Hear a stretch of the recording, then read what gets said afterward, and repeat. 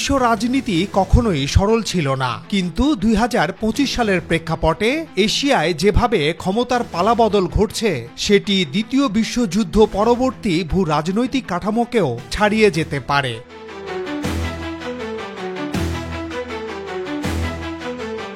দ্বিতীয় বিশ্বযুদ্ধের পর যে আমেরিকা জাপানকে পরাজিত করে তার ভূখণ্ডে পারমাণবিক বোমা নিক্ষেপ করেছিল, সেই আমেরিকাই আজ জাপানের কৌশলগত মিত্র। চীনের উত্থান ঠেকাতে, উত্তর কোরিয়ার হুমকি সামলাতে এবং ইন্দো প্যাসিফিক অঞ্চলে প্রভাব বজায় রাখতে যুক্তরাষ্ট্র আজ টোকিওকে সবচেয়ে বেশি ভরসা করছে।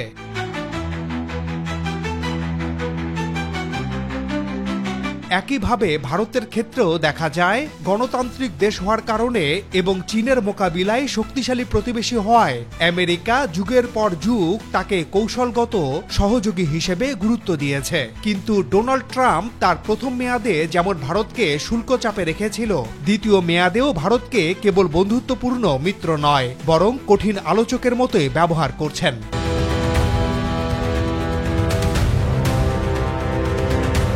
ফলে একদিকে ভারত যখন রাশিয়া ও চীনের সঙ্গে এক মঞ্চে হাঁটার চেষ্টা করছে, তখন আমেরিকা তাদের হারানোর প্রভাব ফিরিয়ে আনতে মরিয়া হয়ে উঠছে। আর এই প্রেক্ষাপটে ট্রাম্পের আগামী অক্টোবরের দক্ষিণ কোরিয়া সফর এবং শি জিনপিং ও কিম জং উনের সঙ্গে সম্ভাব্য বৈঠক বিশ্ব রাজনীতির নতুন সমীকরণ তৈরি করতে যাচ্ছে।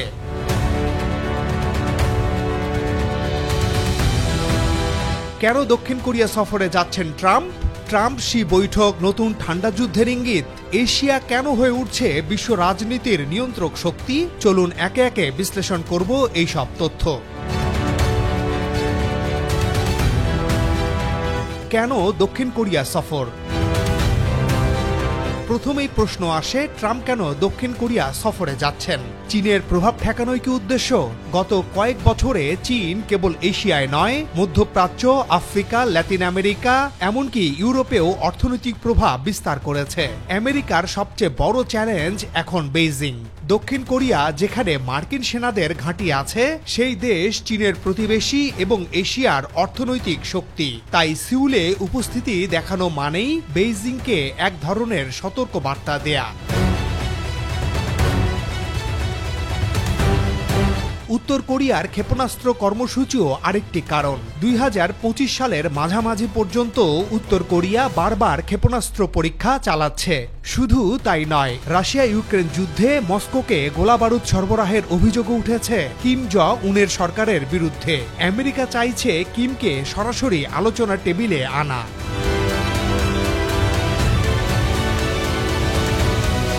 আরেকটি কারণ দক্ষিণ কোরিয়া জাপান সম্পর্ক জোড়া লাগানো। টোকিও ও সিউলের মধ্যে দীর্ঘদিনের ঐতিহাসিক শত্রুতা থাকলেও চীনের উত্থান তাদের ঘনিষ্ঠ হতে বাধ্য করেছে। আমেরিকা চাইছে এই মিত্র জোট আরও শক্তিশালী হোক।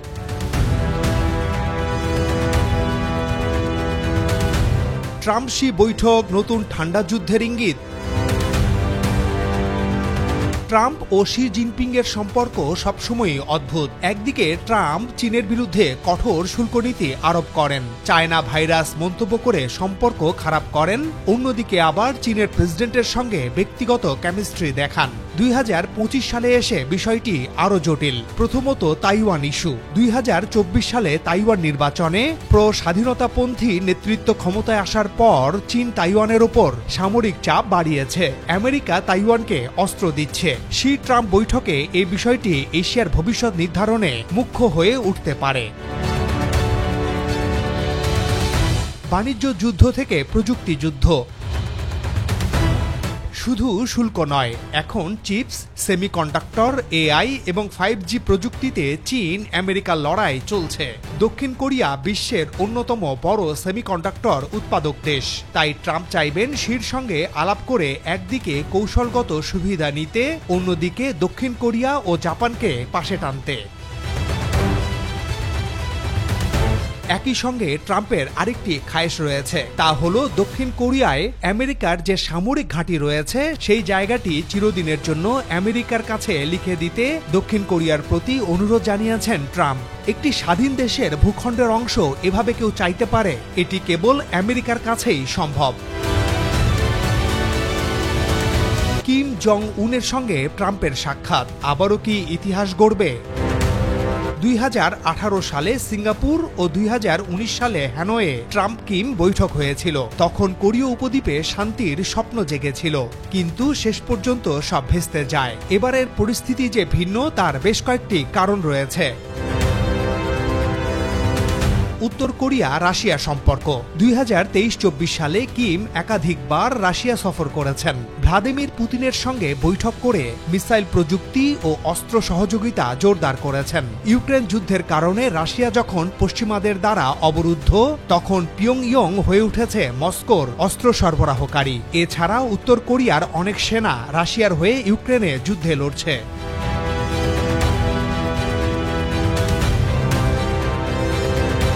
চীনের ভূমিকা উত্তর কোরিয়ার প্রধান রক্ষক চীন।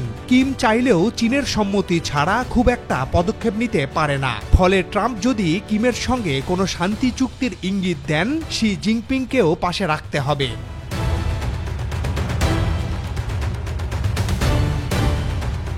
ট্রাম্পের ব্যক্তিগত স্টাইল। ট্রাম্প নিয়ম ভেঙে রাজনীতি করতে পছন্দ করেন। কিমকে মাই ফ্রেন্ড বলে ডাকা থেকে শুরু করে হঠাৎ ডিএমজেড ডিমিলিটারাইজড জোন পেরিয়ে উত্তর কোরিয়ায় প্রবেশ, ট্রাম্প সবসময় নাটকীয়তা তৈরি করতে জানেন। এবারও তার সফরে বিশ্ববাসী তেমন কিছু প্রত্যাশা করছে।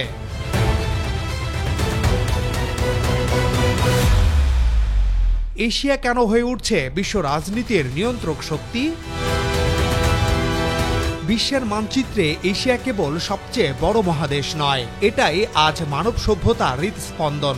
যে মহাদেশে জন্ম হয়েছে বুদ্ধ, কনফুসিয়াস, আলেকজান্ডার বা চেঙ্গিস খানের মতো পরিবর্তন সৃষ্টিকারী ব্যক্তিত্বদের, যেখানে প্রাচীন সভ্যতার আলোয় জ্বলে উঠেছিল মেসোপটেমিয়া, সিন্ধু, চীন, আরব, সেই এশিয়াই আজ আবারও বিশ্ব ইতিহাসের কেন্দ্রবিন্দু হয়ে উঠছে।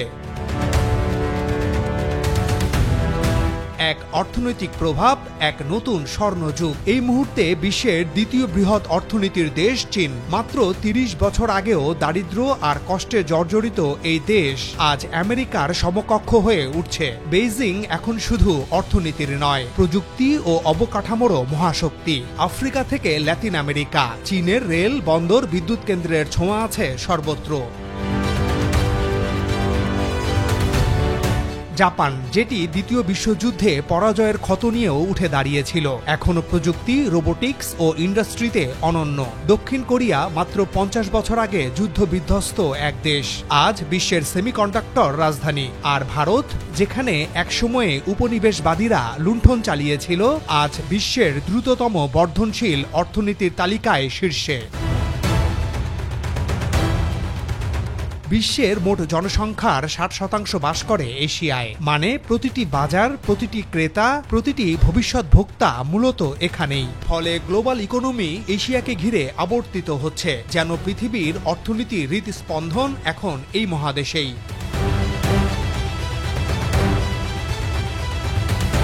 দুই সামরিক শক্তি, শান্তির ছায়ায় লুকানো বজ্রপাত। শক্তি ছাড়া কূটনীতি টেকে না, এশিয়া আজ সেটাই প্রমাণ করেছে। চীনের সেনাবাহিনী আধুনিকীকরণে শীর্ষে, তাদের নৌবাহিনী এখন আমেরিকার সমকক্ষ হয়ে উঠেছে। ভারতের সেনা সংখ্যা বিশ্বের দ্বিতীয় সর্বাধিক, আর পারমাণবিক অস্ত্র ভাণ্ডার তাকে করেছে আঞ্চলিক শক্তি। উত্তর কোরিয়া ক্ষুদ্র হলেও ভয়ঙ্কর, পারমাণবিক বোমার ছায়া তাদের প্রতিটি কূটনৈতিক কথাবার্তাকে ভারী করে তোলে।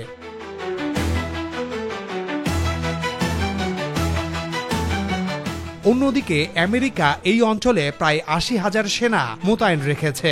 জাপান, দক্ষিণ কোরিয়া, গুয়াম সবখানেই মার্কিন ঘাঁটি। ফলে এশিয়া এক বিশাল অস্ত্রাগার। এখানে একসাথে আছে পারমাণবিক শক্তি, বিশ্বের সবচেয়ে বড় সেনাবাহিনী আর আধুনিকতম প্রযুক্তি, যেন শান্তির আবরণে লুকিয়ে আছে বজ্রপাতের ঝড়।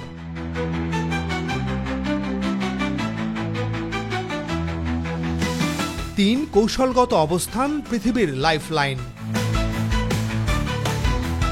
চোখ বন্ধ করে কল্পনা করুন পৃথিবীর বাণিজ্য রুট। দক্ষিণ চীন সাগরের সংকীর্ণ মালাক্কা প্রণালী দিয়ে প্রতিদিন কোটি কোটি ডলারের পণ্যবাহী জাহাজ যাতায়াত করে। ভারত মহাসাগর দিয়ে প্রবাহিত হয় তেল ও গ্যাসের ট্যাঙ্কার। পারস্য উপসাগর থেকে এশিয়া হয়ে জ্বালানি পৌঁছে যায় ইউরোপ ও আমেরিকায়। এই অঞ্চল যদি এক মুহূর্তের জন্য থেমে যায়, বিশ্ব অর্থনীতি থমকে যাবে। তাই একে বলা হয় গ্লোবাল পাওয়ার সেন্টার, কারণ পৃথিবীর লাইফলাইন এখানেই বয়ে যাচ্ছে।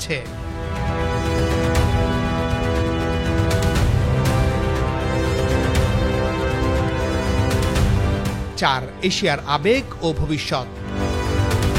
এশিয়া মানেই ক্ষত আর পুনর্জন্ম। যে মহাদেশ বারবার উপনিবেশবাদ, যুদ্ধ আর দারিদ্র্যের শিকার হয়েছিল, সেই মহাদেশই আবার মাথা উঁচু করে দাঁড়াচ্ছে। এশিয়ার প্রতিটি দেশ যেন এক একটি কাহিনী। হিরোশিমা নাগাসাকির ধ্বংসস্তূপ থেকে উঠে দাঁড়ানো জাপান, যুদ্ধ বিধ্বস্ত থেকে আজকের দক্ষিণ কোরিয়া, ঔপনিবেশিক শোষণ শেষে উদীয়মান ভারত, সমাজতন্ত্রের আবরণ ভেদ করে পুঁজিবাদের দৌড়ে এগিয়ে যাওয়া চীন। এই আবেগই এশিয়ার শক্তি।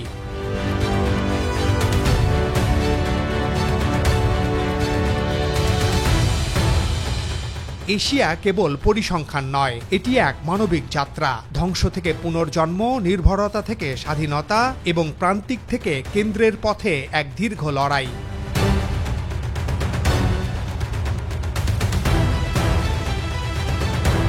তাহলে ট্রাম্পের সফর কি বার্তা দিচ্ছে? এক, মিত্রদের আশ্বস্ত করা। জাপান, দক্ষিণ কোরিয়া, ফিলিপাইন সবাই চায় আমেরিকার নিরাপত্তা ছাতা। ট্রাম্প দেখাতে চাইছেন আমরা এখনো আছি। দুই, প্রতিপক্ষকে সতর্ক করা। চীন, রাশিয়া এবং দক্ষিণ কোরিয়াকে এক মঞ্চে দেখা যাচ্ছে। ট্রাম্প তাদের জানাতে চাইছেন আমেরিকা হাল ছাড়বে না। তিন, দেশের ভেতর রাজনীতি। 2025 সালে ট্রাম্প দ্বিতীয় মেয়াদের শুরুর দিকে অভ্যন্তরীণ রাজনীতি, অর্থনৈতিক সমস্যা এবং কংগ্রেসের চাপ সামলাতে তিনি বিদেশ নীতিতে বড় পদক্ষেপ নিতে চাইছেন।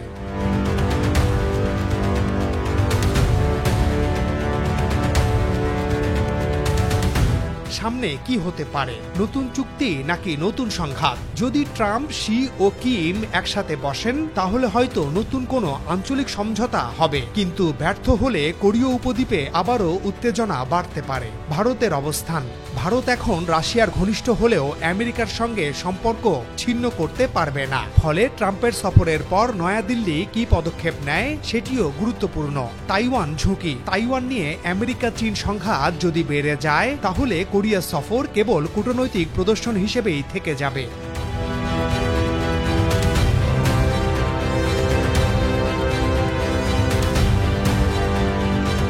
বিশ্ব রাজনীতি এখন এক ভয়াবহ অনিশ্চয়তার মধ্য দিয়ে যাচ্ছে। রাশিয়া ইউক্রেন যুদ্ধ, মধ্যপ্রাচ্যে ইসরায়েল গাজা উত্তেজনা, ইসরায়েল ইরান উত্তেজনা ও কাতার ইসরায়েল উত্তেজনা, ল্যাতিন আমেরিকায় ভেনেজুয়েলার সাথে যুক্তরাষ্ট্রের যুদ্ধ পরিস্থিতি, আফ্রিকায় অস্থিতিশীলতা, সবকিছুর মাঝেই এশিয়া হয়ে উঠছে ভূ রাজনীতির কেন্দ্র।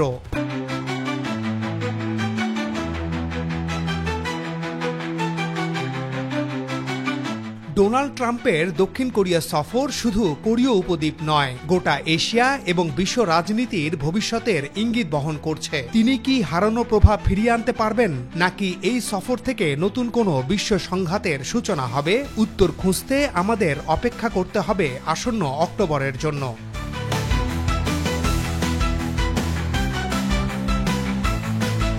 আজ এ পর্যন্তই। আবারও দেখা হবে নতুন কোনো প্রতিবেদনে। সে পর্যন্ত সবাই ভালো থাকুন, সাবস্ক্রাইব করে আমাদের সাথে থাকুন।